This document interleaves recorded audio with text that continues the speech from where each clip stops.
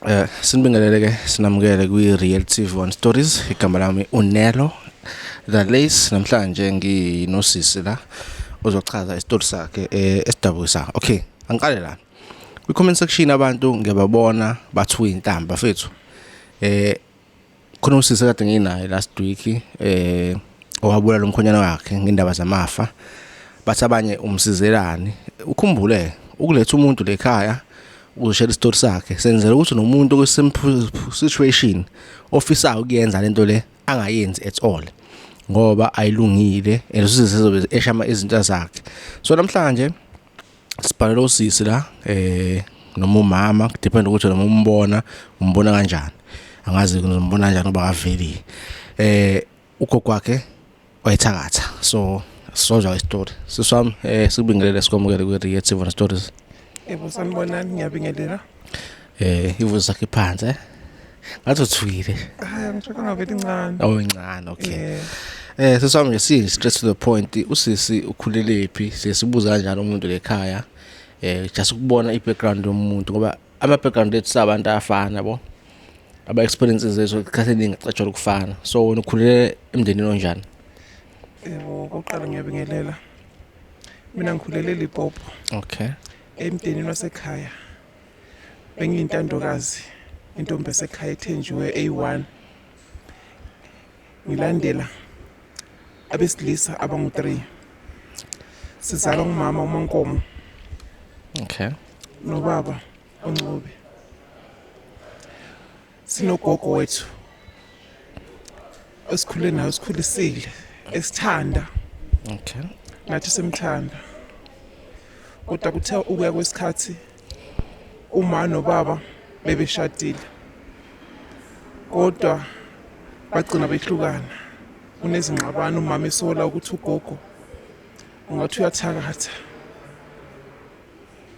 Umama eze benalezo nsolo.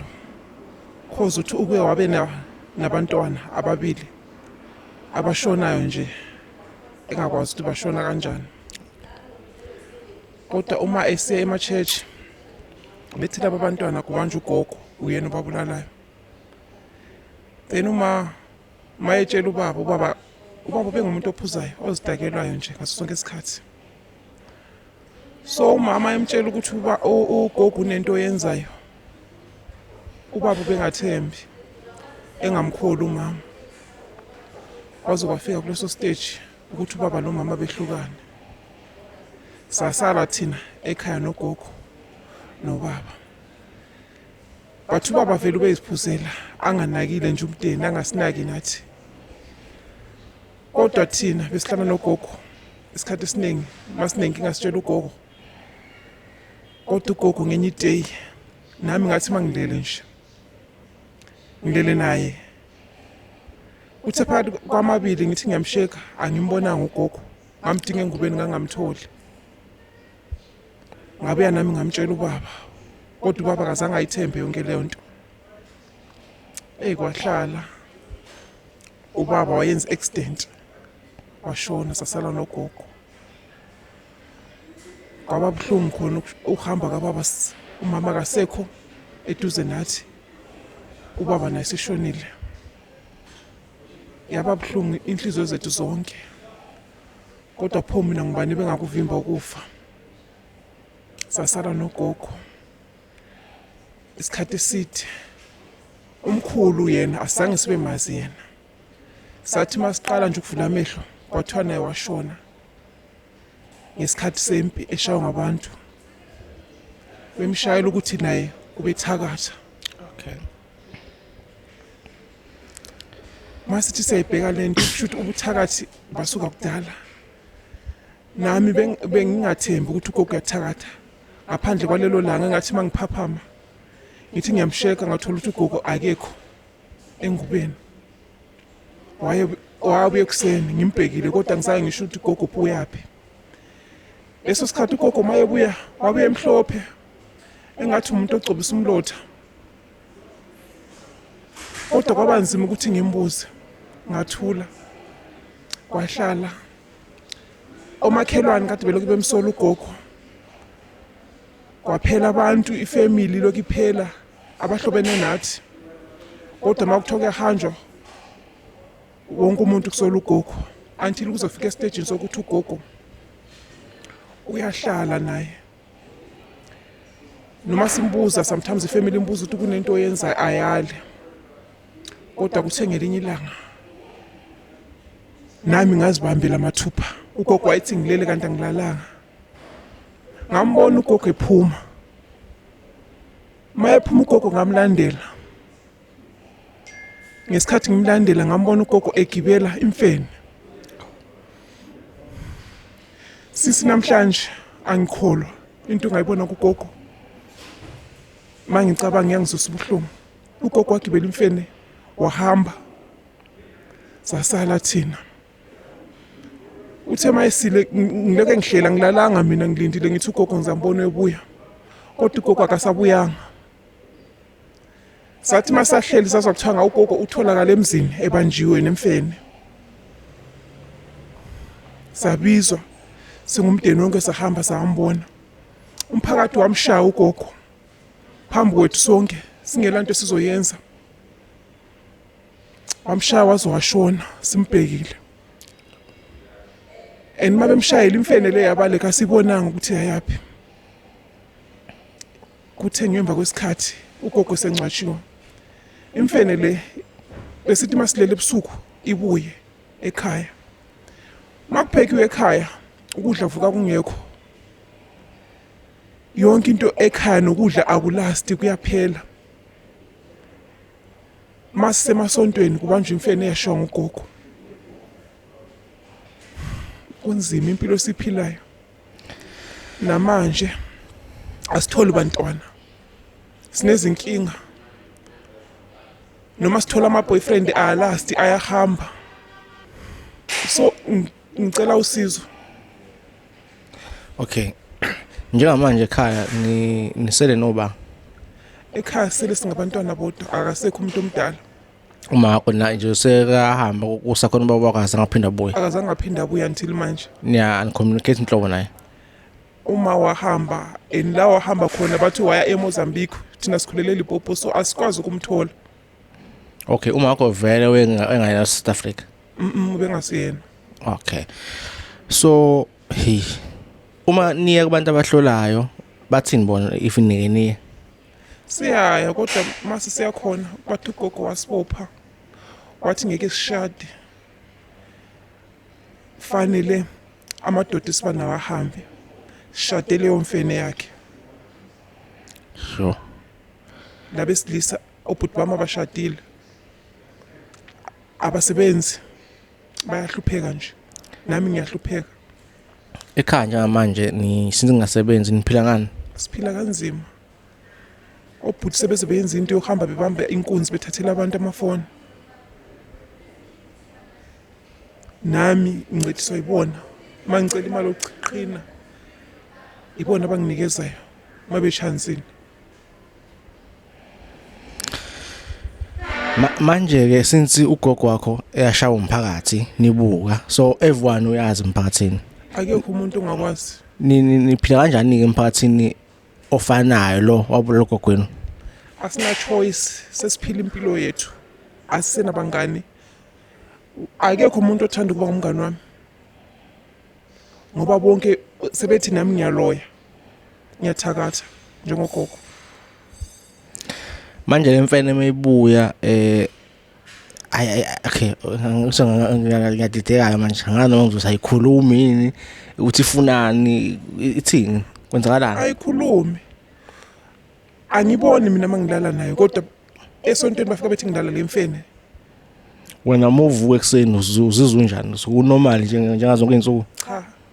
Ngiyabe ngiphupha nami engathi ngilele nendoda. Kodwa ngisuke ngakwazi ukuthi imfene. Okay. Mase ngifike e-church bayangitshela ukuthi ngilala nemfene kuyabe uphuphe engathi ulele nendoda. Okay, isonto kulona isonto kanjani?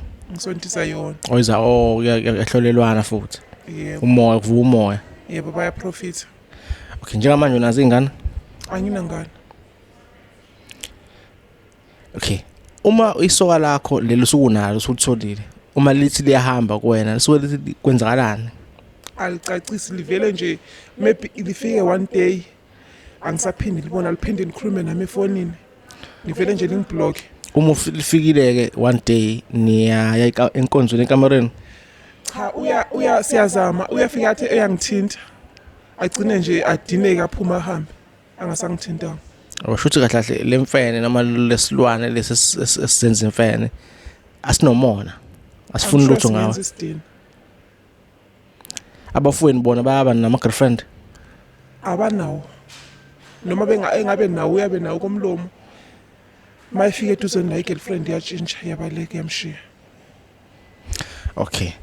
Ngicabanga ukuthi ngizokwazi ukuhlanganisa nodokotela noma ngingazi ke exactly ukuthi le ekuphethe ingakwazi ukuthi akulekelele kuyona, but ngiyengimuzwe ekhuluma ngezinto zokususa izilwane zokugeza umuntu abe normally. Yahliphiza ukudla egcekeni omakhelwana anixabani nabo abasithandi abasho ukuthi nisabathatha namanje. Akekho umakhelwane osithandayo noma ngihamba anginasithunzi bayangithuka. Okwami nje mangisendlini ngiyazivalela ngisaba nokuphuma phandle ngoba bathi ngiyathakatha. Ugokwami ongishela imfene. Ushuthi lemfene le isabahlupha umakhelwana. Iyabahlupha, ihlupha imizi yonke. Bese kube ngazuthi nini nisendile. Yebo. Okay, akaze kufike kuwena ukuthi mhlawumbe uthola umuntu anginikeza ama ideas uthola umuntu ukuthi ukwazi ukuyicontrol lemfene le nje ngokugwakho. Siyazama esontweni basinikeze loba izwasho sibe sichele maybe kuyathula 2 days iphinde iqale phansi. Kosi mina mangihamba noma ngisebantwini bathi ngayibhajuliswa ngibelethile emhlanje. Muhamba bathi abantu bakubona uyibelethile bathi ngayibelethiswa. Okay. Fana ukuthi ngashadiswa naye. Oh yes. Kuze kahle kufanele nenze divorce nemfene le. Anga-assume ukuthi into ecanga ukuthi ngabe solution inyanga masuya kulekelela ngafanele idivorceise nemfene igeze ube nje ngendlela yakhona. Angiboni inkinga kwi problem yakho ngicabanga ukuthi sizokwazi ukulekeleleka. Ngicabanga ukuthi manje awangifuna kwamanga angazi ngihlangana nomuntu othi lento namanje senzeka. Usually kusukumuntu sekade yenzeke ngaphambilini. Uyabo kodwa ama-topic afana nalawo khona babuthi usithole osekawathinta because khona umuntu osegolo efonini kodwa nekhuluma ngezilwane ezazilala nabo ebusuku nje like zilala nawo wonke umuntu umfana wesilisa zibhebha kwasanje egcikeni. So wena kule case yakho imfene engicabanga ukuthi mhlambe inazi izilwane because ngikhothi ngifene normal nje. Because imfene normal ifuna ihambe ehlahleni idle ubanana yabo ihlale ehlathini. So ngiyacabanga mhlambe into ecishe ifana nale. So ngicabanga ukuthi ke sizomthola ubaba usithole siye kuyena okanye afike kuthina sikwazi ukuthi akulekelele lo daba lonalo. Then ke usuyobuya kubatshela abantu ukuthi cha ngasizakala okanye hayi angisizakalanga.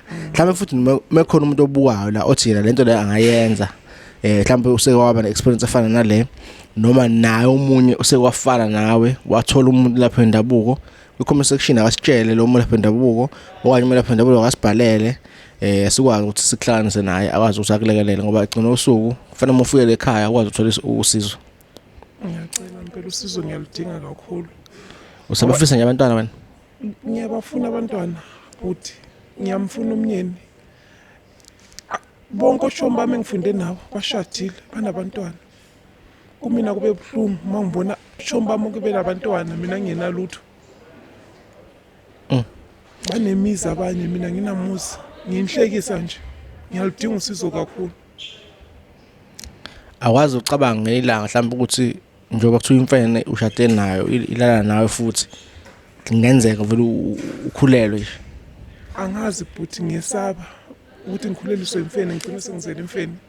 Ngizahamba kuphi umhlaba ngoba namanje ngisaba nokuhamba phandle. Ngiyaludinga usizo kakhulu. Ongabe lo lwazi akangisize. Angikhiphe leyo nto engabelethisa emhlabeni. Ne. Okay, no, siswami sabonga kakhulu. Ngiyabona manje uzugcina usukhala vele ngoba ngawuthi story sesizwile asikuvale because indaba le emotional kakhulu. Bafethu siyabonga kakhulu asihlangane futhi ngokuzayo usisi sizozama ukuthi sibe khona part 2 kodwa ke before kube khona part 2 ngicabanga ukuthi kumele Phandabuko kumele kwazi usangenelele lo daba lolu esokwazi ukuthi mesimbekela abe umuntu ongakwazi ukusiza. Akithi nje see next time, stay blessed.